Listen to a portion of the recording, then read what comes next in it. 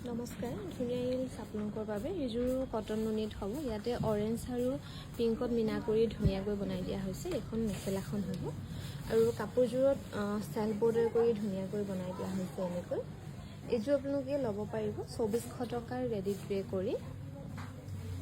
আৰু এইযোৰো খুব ধুনীয়া। এইযোৰ কিন্তু বহুতে ইনকুৱাৰী কৰি আছিলে, কাপোৰযোৰ ষ্টকত নাছিলে। সৰু সৰু বিন্দি বুটা কৰি ধুনীয়াকৈ বনাই দিয়া হৈছে। আৰু এইখন হ'ব মেখেলাখন।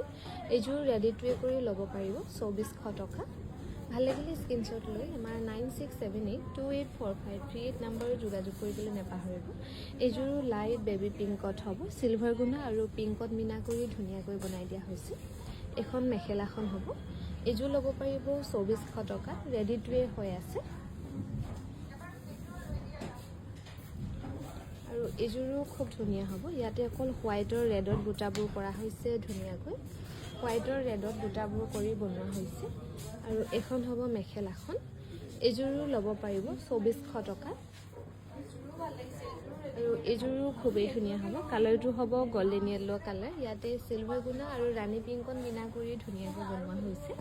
এইযোৰো ৰেডি টু ৱে কৰি ল'ব পাৰিব 2400 টকা। এখন মেখেলাখন হ'ব 2400 টকা। ধুনীয়াকৈ ল'ব পাৰিব।